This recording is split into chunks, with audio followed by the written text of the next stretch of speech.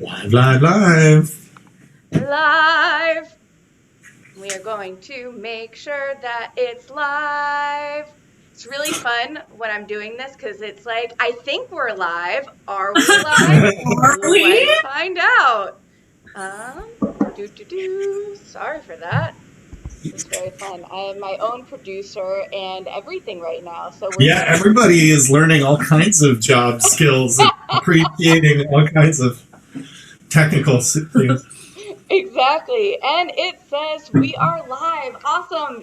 Thank you so much, Rob and Amanda, for coming on today. How are you Of doing? course. Thanks for having us. We're good. I think. Isn't that a little too happy? I don't know. We're- How are we? we're How's hanging in. anybody right now? We're hanging in. We're doing all right. How are you? Great, thank you. It is kind of like that weird starter question to be like, how are you? Great, thanks. How are you? But also, we're all living in this weird time where we don't know what's going on. We're doing okay. We are healthy. We're healthy. So we are great. Yes. Well said. Yeah, I think that's really the most important thing, and we're staying inside, and everything that we can do to play our part in it is what we can do. Yeah. Amanda's been sewing masks for the good people of Astoria. She's been making all kinds of masks. Making masks out of my hoarded fabric from my 20s. Of which there's a lot. There's always that bright side, right? Like, remember all that fabric we've been, lugging around from apartment to apartment since 2008? Now we Guess gotta what? Now we're making masks. So Look how good. did that start? Because I saw that on social media and just loved that. Oh, wait, masks? Me Yeah, making how you masks? started making them. Well, I have a sewing machine. So growing up, She's my crafty. mom sewed a lot. Like in the summer, my mom would make my sister and I's like summer clothes. So she would just buy yards of fabric and make these little Maria Von Trapp. kind of. They looked kind of like the curtain clothes too a little bit. Thanks, Mom. But they were. But it was very frugal, and she would sew, and so she just sewed, and so I sewed a lot as a kid. And when I was doing Wicked in LA in 2007, I was bored, and I thought I really need a hobby, and I thought I'm gonna go buy a sewing machine. I know how to sew, and so I bought a sewing machine. I made a duvet cover for our bed. Amanda gets these ideas in her head, and she's like, "I've decided," and she'll like announce it to the world. I've decided I sewed. I've decided, and it'll be like the weirdest thing. It'll be a master cleanse, or it'll be like we're going to a travel thing, or we're gonna. But it's usually like some kind of arts and crafts situation. Yeah. So I have a sewing machine, and I have all this fabric because I bought all this fabric, like discounted, I think in LA before I left LA, and just have boxes of fabric. And I thought I could make a mask. I've been seeing all these people make masks, and I thought I could do that. I But could she figure got that a good out. pattern, and now she's been giving them out to our friends. So I figured I'll make some for our friends. There it and is. family that doesn't have it. Yeah, so there we go. No, it's so cool. We were just saying how people are learning these like new skills and stuff, but it's nice to use your skill set of something that you might not think about, but kind of in your back pocket. And what a great way to do that. Mm-hmm. Well, trying, figure I might as well. I've got plenty of time on my hands, so. True. And I wanted to give a little shout out to Amanda, who's watching live chat right now. She's very excited. So I thought I'd say, hey, thanks for tuning in. Well, I like your name. good name. It's a good one. So have you, besides from sewing masks, is there anything that you've been doing during this quarantine? Like, we've been having this Marvel marathon because I've always wanted to be able to watch all of the movies in order. And I was like, now's the time. Now's the time. We are going through, we like mysteries, so we're going through all 13 seasons of Agatha Christie's Hercule Poirot. We'll see if we get that far. We finished season 1, so... We're getting there. It's just like an issue or a problem that you can like solve in an hour, and it feels like good structure for our lives right now. Of like, oh, a mystery, and it's solved. Hooray! And we're cooking a lot. We are cooking a lot. Yeah, Which we is haven't good. really haven't left the apartment in 4 weeks, and we've we haven't. The last time we were both in Manhattan was the 12th of March. yeah. So, but we've gone through. We made all kinds of things with all kinds of things. Tuna many ways. Tuna every way. Pasta many ways. Pasta every We way. haven't put tuna and pasta together Oh my yet. gosh. But next week. Tomorrow. I know what we're having for Next Thursday at 5 o'clock, tune in. A live stream as we go crazy in Go the through kitchen. our pantry. Our cat is freaking out about it. She loves it, but she hates it. She's like, why are you here? This is my sleep time. And then also play with me constantly, hold me constantly. If you're going to be here, you might as well do It's a it. confusing time for her. It's very confusing for her. Yeah, animals right now are having the best time and the most confused time. We have a dog, Slim, who's currently outside right now because he just gets so excited and just, which is the best, and I love it so much. But it's like a really nice day here in Washington State. So luckily we have like a yard, which I know not a lot of people have, so I'm very, very grateful. Yeah. But to be able to be like, go run around, just be free, is very nice. Yeah. Totally. So I know that people have been saying like this is a great time to be creative, but also a lot of creativity can be shunned in being stressed out about the world. So how have you been handling that combination of feelings?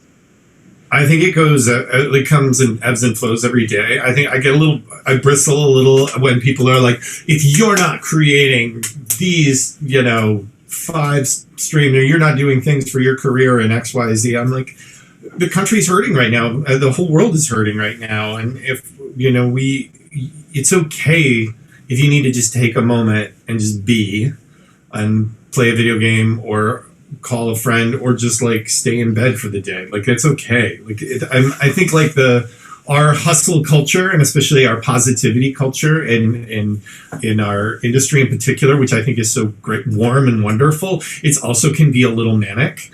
It's one of the things I actually love about being a New Yorker in general is because people just keep pushing you to do stuff. So you do stuff and you end up making a lot of stuff, which is kind of what's happened here online too. So it comes and goes. There are days where I'm like, oh my gosh, yeah, I'm feeling really excited about maybe reaching out to a potential new collaborator, which is happening a lot now. And then there are days where I'm like, I just can't. I'm working on a song for the On Hope project, which is like a kind of global initiative. And I wrote a song that was based on a scale because I was like, if I have to write a new song, I don't know, I don't have a lot of willpower right now to like be like, yay us. So I thought, pragmatically, I was an English major, practically, like what can you do? All we can do is kind of like the best we can with what we have at any moment. So I created like a scale and I was like, I will build a song with the notes of the scale, brick by brick. And that's what the song was about. It's just like doing what you can, taking with what you have and like making the best out of that situation. So that was really, it helped me. It was kind of a way of processing things. So I like to use music to kind of process stuff. So that was nice. I'm writing little instrumentals. I think lyrically it's hard to wrap my mind around a lot of stuff. So I've been writing a lot of like weird experimental instrumental tracks that I've been putting on my YouTube channel. So going through my old pictures and then I'm putting the old pictures with like, it's like a weird, it's my art installation piece. Rob the Scorpio. What? Creativity, art. I'm solving things through to-do lists. We have a lot of to-do lists. How about you? Are you finding the same thing? Or are you like, I mean, you're doing this, which is wonderful, reaching out to people and keeping us connected. But I'm sure also it's hard when you feel away from it all too. Yeah, it's been very odd. So I actually, at home in New York, I live with my grandma, which is like the best thing ever. I love her so much. Like we get to be close and she loves watching all of the videos. But the day that Broadway was closed, I thought, well, it's not really smart for me to live with my grandma right now because she's so high risk. She's 91. She Totally. just celebrated her 91st birthday. Oh my Happy gosh, that's birthday. amazing. So it's so Wonderful. exciting. And I was thinking like, well, I came right out here the day after Broadway was closed and I thought, well, do I go back out there? And I go, that's not really smart. And a lot of people were saying like, well, you don't want to miss her birthday. And I go, but I want her to have more birthdays. So, we just FaceTimed and that's like the beauty of technology. And Truly. So I packed to come out here for like maybe a few weeks, and now it's like maybe a few months. But I think for me at least, it's like this is happening and it's happening to everyone. And so if Yeah. I'm like negative about it, like the first week was rough because I thought like, what can I do to help? Like people are doing these live chats and like, is that what people need from me right now? I'm not sure.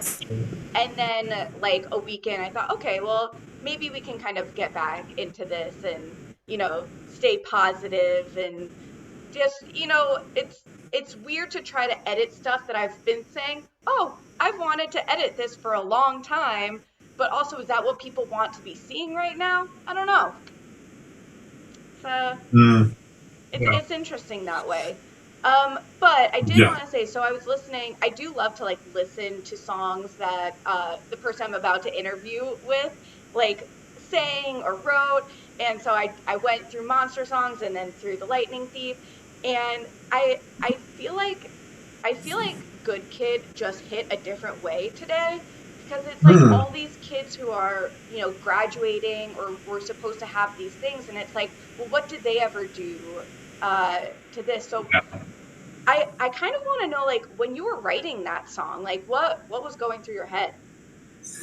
I think we all are in a place in that's what I love about YA kind of literature, YA entertainment in general, is that I think we're all in a state of arrested development. We're all still at that place in our adolescence where our emotions are high and people maybe don't believe in us or we haven't gotten a chance. I mean, like, the real world is just high school with money, really, with bigger stakes, but it's still, the same kinds of things. People are still trying to impress their parents, impress their friends, and make a name for themselves, take their own agency. So I was in a really bad place, like dark place, emotionally, because I was supposed to do a Broadway show as an actor, and that fell apart because the producer had quit, and as is wont to happen. But it so happened in the same week that I had a show that I wrote that was canceled because of unforeseen circumstance. So it was kind of a double whammy, and I was very, very kind of floundering. I didn't know what I was doing. So I was very angry, and I was like, all the stuff that you trained for and you planned for and you spent your whole life to try to do, it seems like the universe is out to get you sometimes. My friends used to call it getting Rokicki'd. I'm not kidding. When it'd be like a show, it'd be like, yes, 4 years of work, and then it's like down the tube, and that would happen like time and time and time and time again. But that's also our business. That's also most business. That's all. It's just about like, I think there's a part of me where I was just like, well, poor me. But it's also like, I've been so lucky for a lot of the opportunities I've had, but it's that give and take.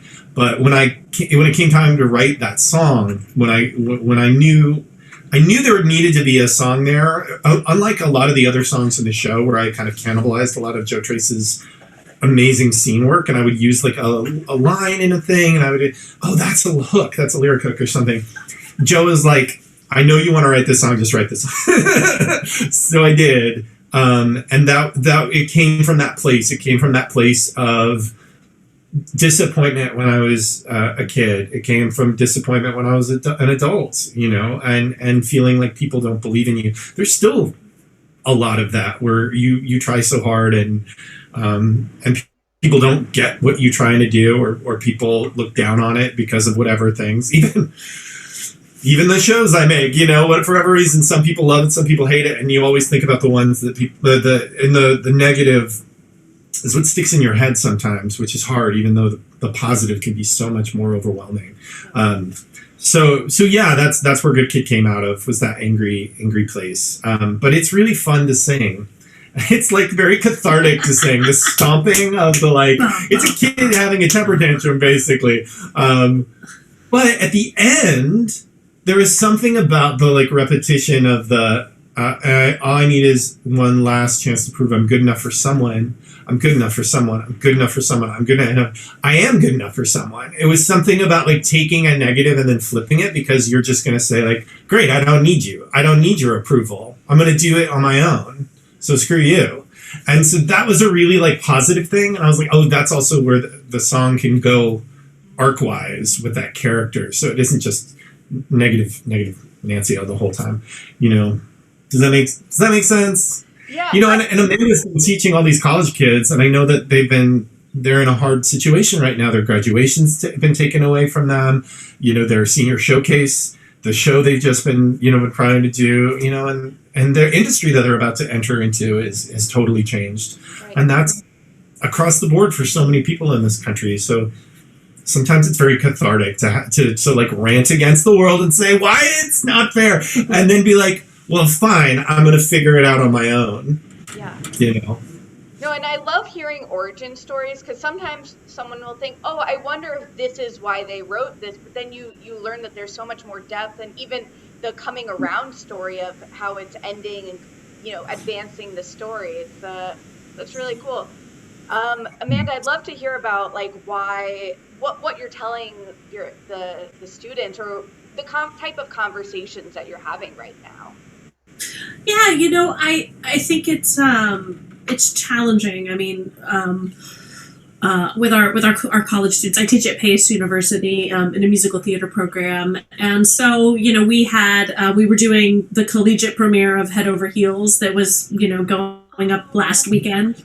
Awesome show. That, obviously didn't happen. And, that's for a lot of the roles were being played by seniors. And it was our last show, where it was that person's very first time to like book a lead finally in school. And so, that's been really hard. And then not only that, but just logistically having to move everything online.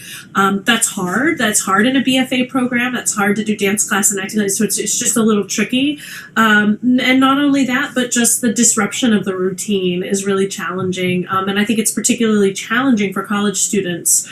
You thrive on that routine, you thrive on that motivation to get up and go to class, and online learning is hard. It takes a lot of self-motivation to get yourself out of bed and log on for your classes. And so our students are all having to adapt to that, not to mention that all the teachers are having to adapt to moving everything online.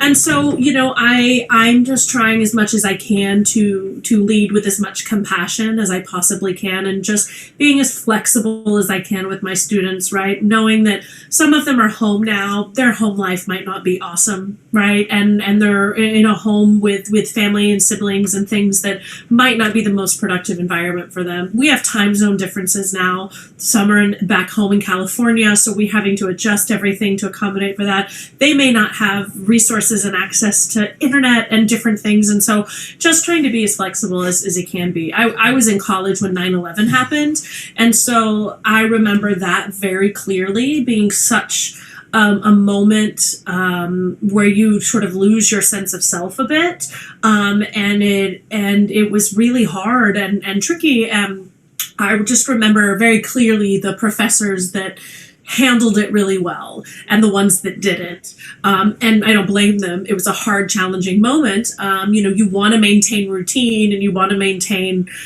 work and whatnot for your students. But I'm just trying to be compassionate and listen to them and allow them to have down days, allow them to have days where they come to me and they go, I didn't do anything this week. I tried, I couldn't do it. And then the next week, most of them turn around and go, I actually had a really productive week this week. And so, we're just taking the good with the bad, because honestly, I'm the same way. I have some days where I feel really productive and I knock out my to-do list, and days where I can't do anything. And I just try to remember that they're human too, and they're trying to figure it out, and have a nice open door of communication so that if they need anything, I can help them. But it's definitely an interesting time. But I'm really proud of my college students and how well they've adapted and like risen to the occasion and handled everything. So yeah, I think since we're all in the same boat, so that I think that there is kind of something, some kind of sense of camaraderie to that. I mean, obviously there's discrepancies within that in terms of, economics for sure. And I know that's really hard for a lot of people. But I think there's something about, the state of Broadway right now, and that like shows mean so much to people. And it's so heartbreaking to see my friends in their shows that won't get a chance to move forward, or shows I didn't get to see that I'm like, oh, of course I had tickets to see.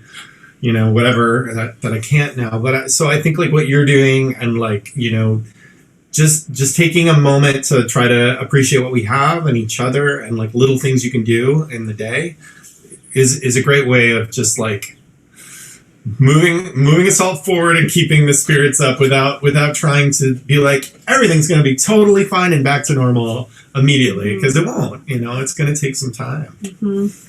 Yeah, I appreciate that. And to me, it felt like, well, this is a good way I can feel somewhat normal, right? Like I'm promoting this like live thing that's going to be at 5, and I'm talking with people and people are tuning in. Like, it's weird that like getting to chat with people who you admire is also helping other people.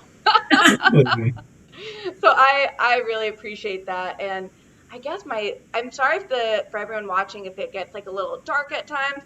Still, like, this live video thing is so interesting. I don't know. As soon as the sun moves, all of a sudden it gets really dark in here. Maybe I should turn the light on. Hold on. You can turn the light on.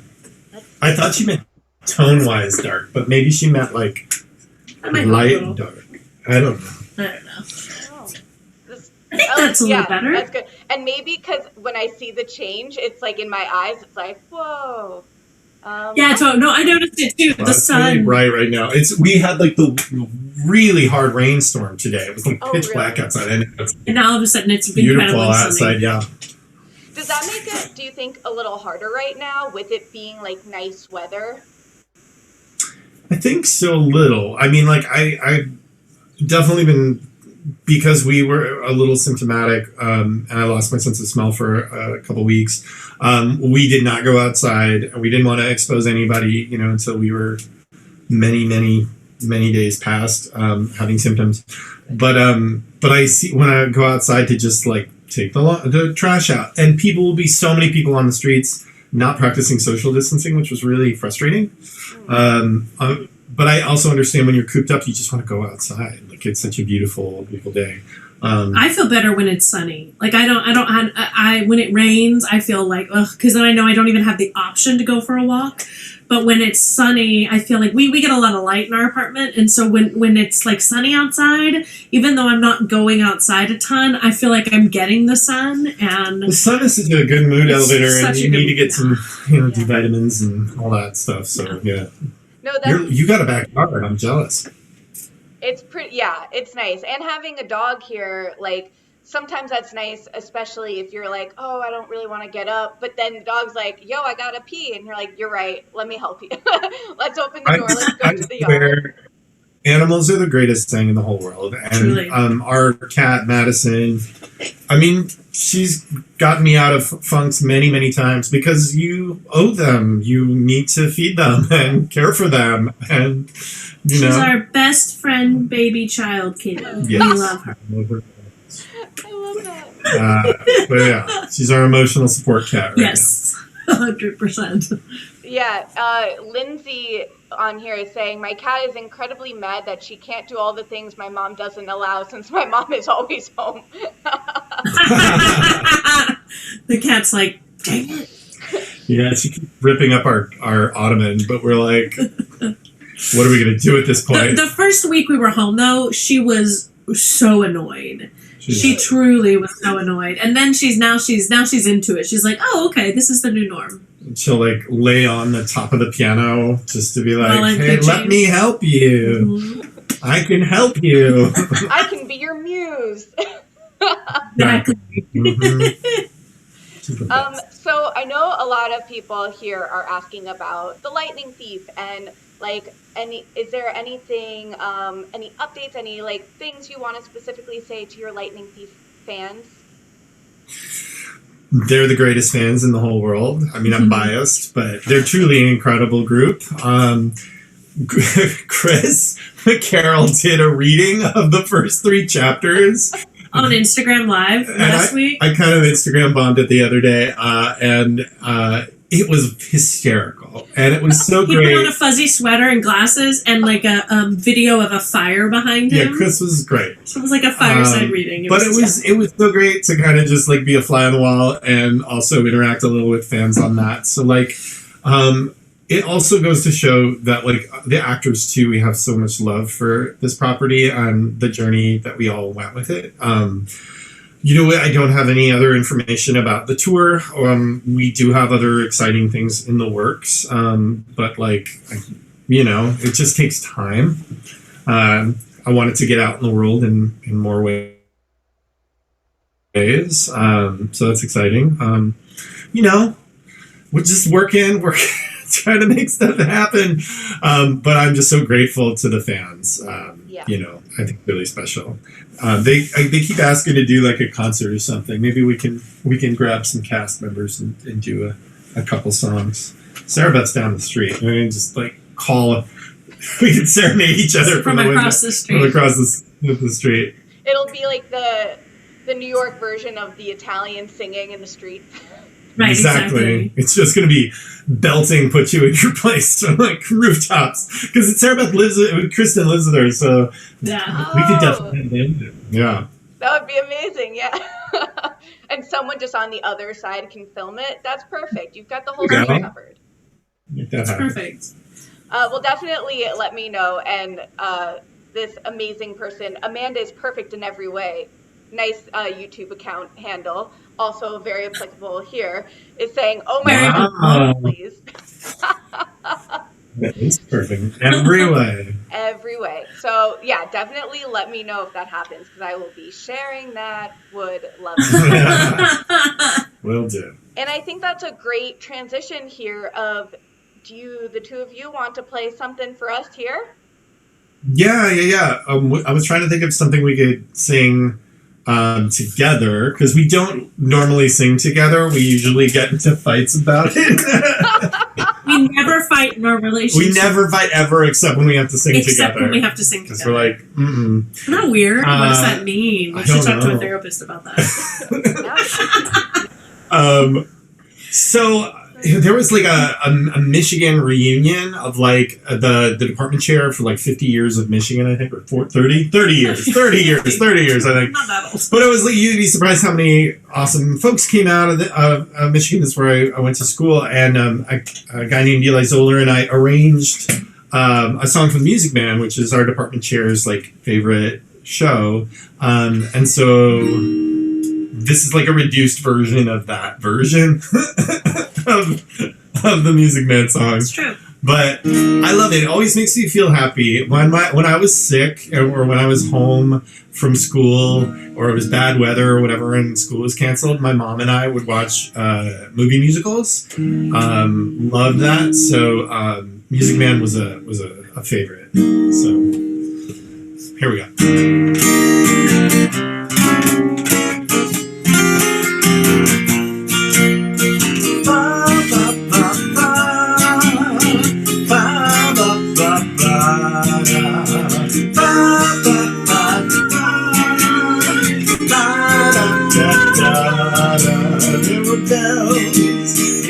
On a hill, but I never heard them ringing. No, I never heard them at all till there was you. There was you. There were birds in the sky, but I never saw them winging. No, I never saw them at all till there was you. And there was music, and there were wonderful roses. They tell me in sweet fragrant meadows of dawn and dew, there was love, but I never heard it singing. No, I never heard it at all till there was you. And then there would be some kind of amazing guitar break. This is where you dance at home.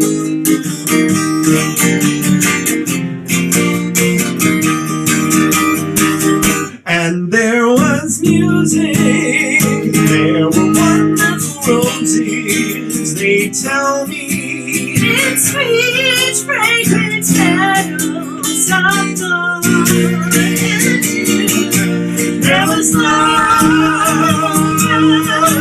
but I never heard it singing. No, I never heard it at all till there was you.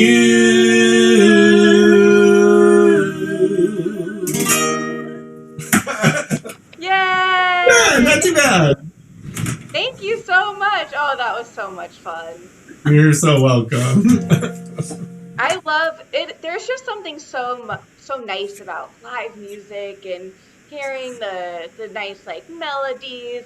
I cannot sing or perform very well, so when I get to hear from other people, it's amazing. We'll have to do more of it, and we'll just Yeah. yeah. Yeah. Well, I love all the acoustic versions of things too, because it strips it away, so you just get to like be with the person that's singing, which I love very much when you see all the Broadway folks singing. And that's a pretty good setup area that you have. I know you have some fancier equipment too that you can. Oh, I have all kinds of fancy stuff. But we have to like share on a schedule because she's teaching voice lessons in her office, which is our bedroom. Which is a corner of the bedroom. Yeah. So Rob has his office. So yeah. We're doing okay though. We're navigating it well. We are very grateful that we have 2 rooms. That's very helpful. True. Very yeah, helpful. It is good to like stay positive. I feel like I'm just quoting Legally Blonde now. Keep it positive. It's a good one. I love that. Just rewatch that because it's on YouTube and it's a nice. I love that the ones that they film and they're like, here, it's not a bootleg. We are encouraging you to watch this. That's always nice. Right. Very nice. So man, I love watching. I was just thinking, man, I wish there was a recording of the lighting. I know. And I know. But I do love Legally Blonde. It's great. Yeah. I will take it any day. Well, and there was the Green Room 42 concert that I know I've watched that so many times. Right. Yeah, we did that live concert. That was super fun. That was a blast. My gosh, that was we thought the show was over. We didn't think anything was going on after Off Broadway, and literally that night was the night that we were told that they were going to go on tour. So everybody, it was a wild night. It was a really wild night. It was a lot of fun. It was a good night. And that was the first time anybody. Oh yeah. It was all because that was the first time anybody got to hear the Widowist Minotaur. Okay. The most important song. The most important song in the Percy Jackson canon. The Widowist Minotaur. The Widowist Minotaur. I feel like I bring that up every time, and I said I'm not going to bring that up again, but I'm so glad you did. Stokes has a mini Minotaur. She's got like a little stuffed animal. They got a dog. Sarah Beth and Lily adopted a dog, and so Kristen is the auntie for the dog. Yeah, and so his name is Rufus, and he has a little Minotaur stuffed animal that he chews on. It's really cute. It's really cute. I hope that she has it like on her Instagram or something because I'm going. She put it on Instagram. She put it on her story like a day or two ago, singing The Littlest Minotaur. Yes. It's my legacy. That's what people remember. Oh, I always think those moments that are just like the inside joke or like the fun little moments in between the big process, like that's what really sticks with people.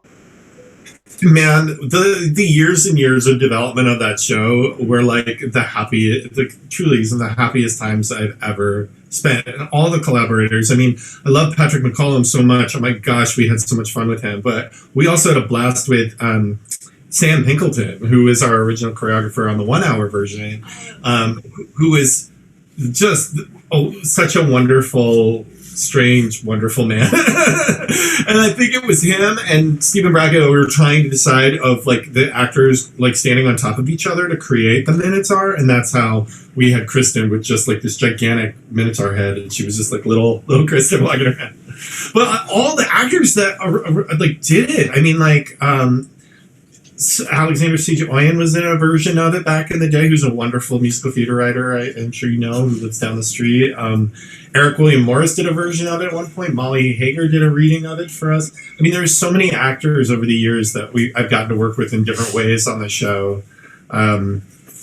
It's incredible. And it was like, it's come full circle, like over and over and over in different ways. But rehearsal was always a blast. Like my friend Zakia, she did a TYA with me when we were first starting out, and then she did the first off-Broadway version.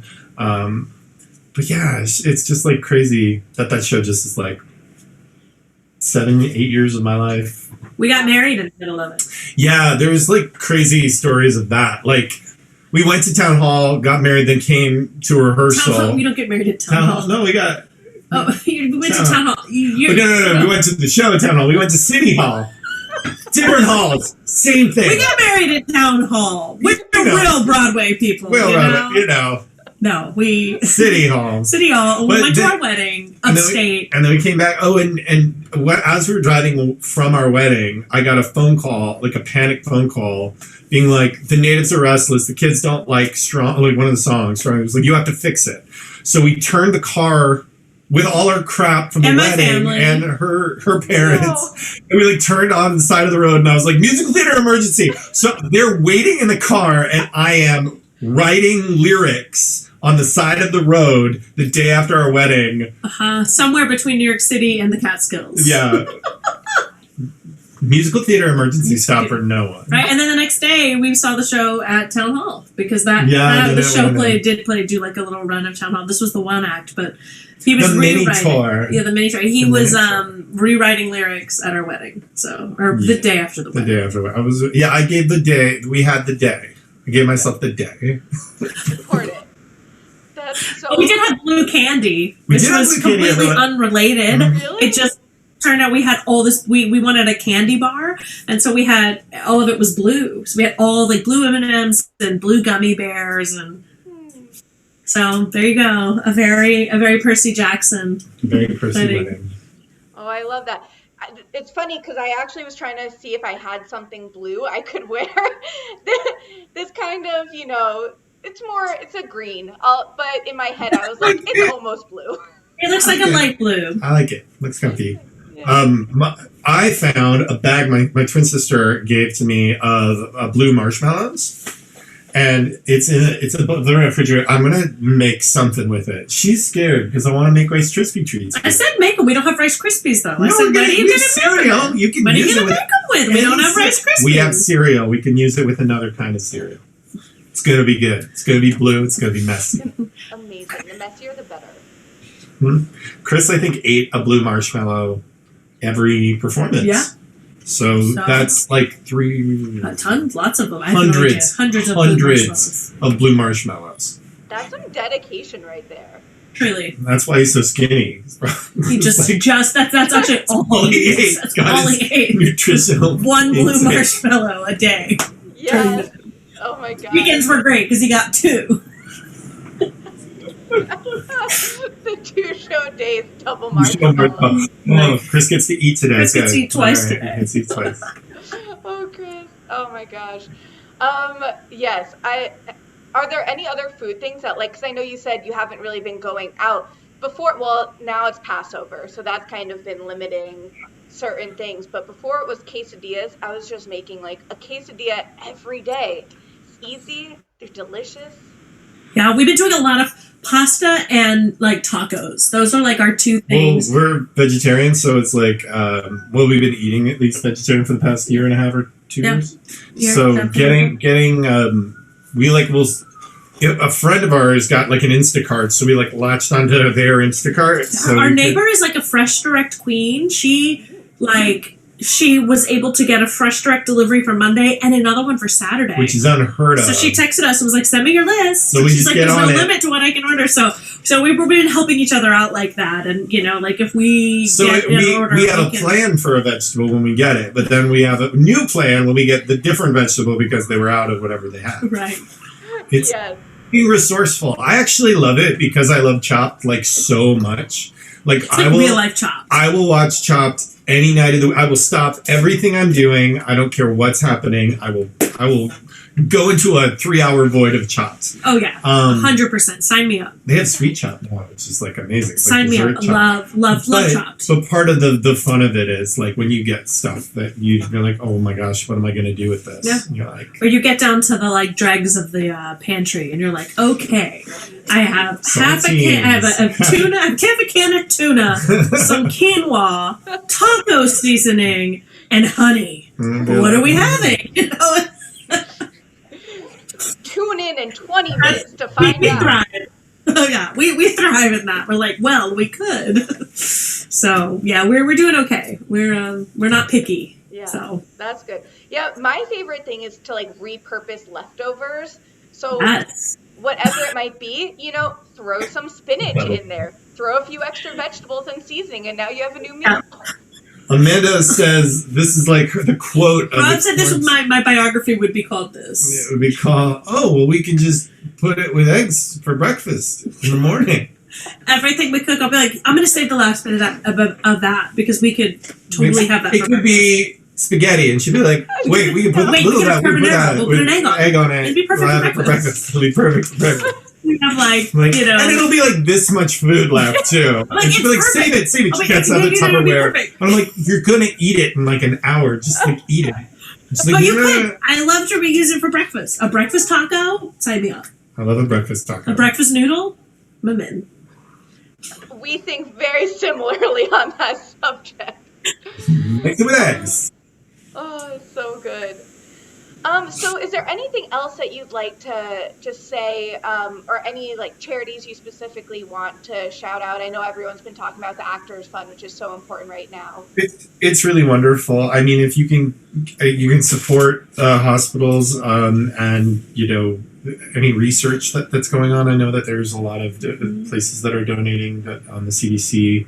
I just did an event, a master class, and I hope to do another one where we split the proceeds and I gave half of it to Covenant House, just because I know that like a lot of charities are hurting right now, and I think homeless kids and the homeless in general, if they can't fight this virus without all the other luxuries that we have. So I was giving to them. And I've been doing some other outreach. I did some stuff with Seniorly, which is a wonderful organization.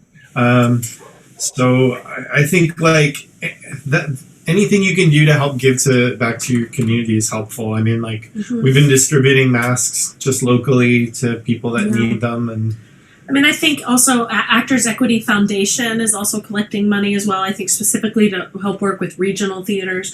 If you live in a community that has a regional theater that is shut down right now, consider making a donation to the theater for them to help get back on their feet after this. I know so many theaters right now have like an education department or a director that is like working overtime because those kids are so starved for content and really want that connection.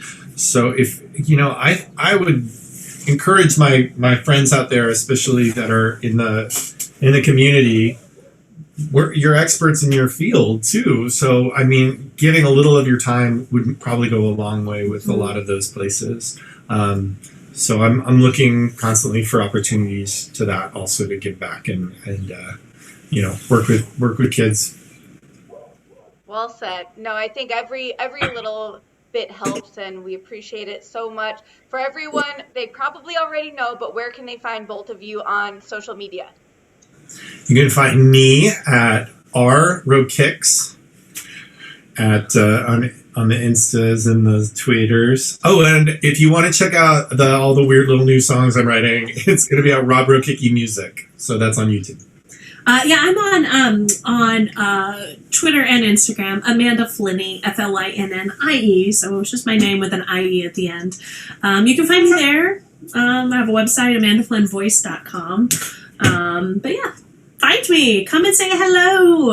Yay, awesome. Thank you so much. And y'all can always find me at bwaySHO. And there is a Lightning Thief playlist on my YouTube channel from all the live performances I filmed. So definitely go check it out. Amazing. And thank you so much for taking the time to chat with us, and we'll see you sure. soon. Thank you so much for having much. us. Stay We safe, appreciate it. stay healthy, everybody. Take care. Bye. Bye.